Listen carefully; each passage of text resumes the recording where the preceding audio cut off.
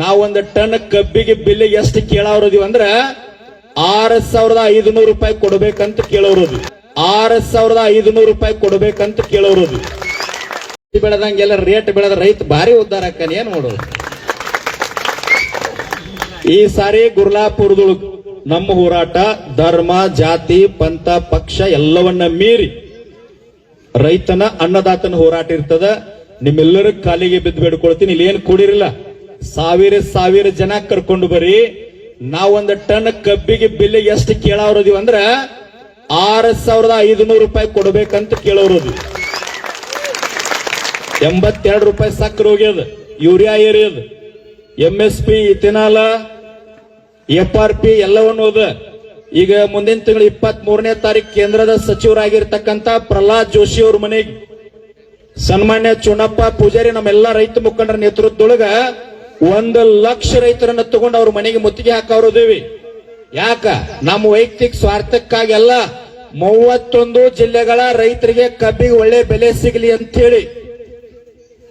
ನಿಮಗೆ ಇನ್ನೊಂದು ಗೊತ್ತಿಲ್ಲ, ಇಲ್ಲೆಲ್ಲ ಬಹಳ ಚಂದ ನೀವು ಮಾತಾಡ್ತೀರಿ. ಈ ಫ್ಯಾಕ್ಟ್ರಿ ಅವ್ರ ಅಧ್ಯಕ್ಷರ ಫ್ಯಾಕ್ಟ್ರಿ ಲಾಸ್ ಆಗ್ಯಾವ ಅಂತ ಮಾತಾಡ್ತಾರ. ಬೆಳಗಾವಿ ಜಿಲ್ಲಾದಾಗ 42 ಫ್ಯಾಕ್ಟ್ರಿ ಪರ್ಮಿಷನ್ ಅರ್ಜಿ ಹಾಕ್ಯಾರ. ಯಾರು ಹಾಕ್ಯಾರ? ನೀವು ಓಟ್ ಹಾಕಿದವ್ರ ಹಾಕ್ಯಾರ.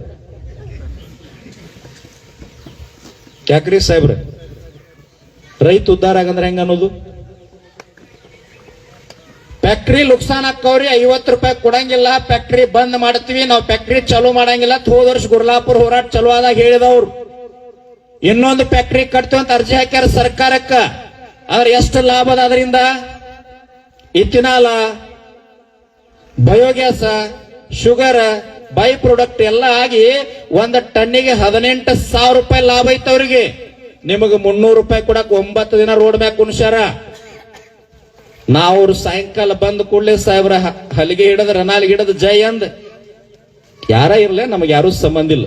ಬಿಜೆಪಿನೂ ಸಂಬಂಧ ಇಲ್ಲ, ಕಾಂಗ್ರೆಸ್ನು ಸಂಬಂಧ ಇಲ್ಲ, JDS ಸಂಬಂಧ ಇಲ್ಲ, ಯಾವ ರಾಜಕೀಯ ಪಕ್ಷನೂ ಸಂಬಂಧ ಇಲ್ಲ. ಅವ್ರು ಕುಡ್ದಾಗ ದಂಡಿಗೆ ಮನಿ ಚಲೋ ಆಗ್ತಾರ. ಮುಗಿ ಮನಿ ತಕ್ಕ ಮನಿ ಮಾಲಕ್ ಯಾರಪ್ಪ ಅಂದ್ರ ನಾನ, ಎಲ್ಲಿ ಮಠ ಗಾಡ್ಯಾಗ ಕೂತ್ ಹೋಗು ಮಠ. ಹಿಂಗ ಇರ್ಬೇಕು, ಯಾವುದು ನಂದ ಅನ್ನಬಾರ್ದು. ಇಬ್ರು ಮೌಲ್ಯಗಳಿಗೆ ತಮ್ಮೆಲ್ಲರ ಜೋರಾದ ಚಪ್ಪಾಳೆ ಮೂಲಕ ಧನ್ಯವಾದ ಸಲ್ಲಿಸ. ನಾ ಬಹಳಷ್ಟು ವೇದಿಕೆ ಮ್ಯಾಗ ಭಾಗವಹಿಸೀನಿ. ಅದರ ನಮ್ಮ ಹಫೀಜ್ ಮೊಹಮ್ಮದ್ ಅವ್ರು ಇವತ್ತು ಮಾತಾಡಿದ ಮಾತು ಹೆಂಗಿತ್ತಂದ್ರ, ಅಂತವ್ರೊಂದು 100 ಜನ ಮೌಲ್ಯಗಳ ಕರ್ನಾಟಕದೊಳಗಾದ್ರಂದ್ರೆ ಎಂದೂ ಕೂಡ ಜಾತಿ ಧರ್ಮದ ಜಗಳ ಹತ್ತಂಗಿಲ್ಲ, ನನಗೆ ವಿಶ್ವಾಸ. ಇಂಥವ್ರು ಬೇಕು. ಹೆಂಗ ಮಾತಾಡಿದ್ರು?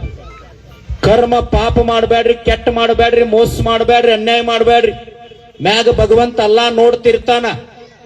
ನೀವು ಭಗವಂತ ಅಂತೀರಿ, ದೇವ್ರ ಅಂತೀರಿ, ಗುರು ಅಂತೀರಿ, ನಾವು ಪ್ರವಾದಿ ಅಂತೀವಿ, ಎಲ್ಲಾ ಒಂದೇ ಅದ ಅಂತ ಹೇಳಿದ್ರಲ್ಲ.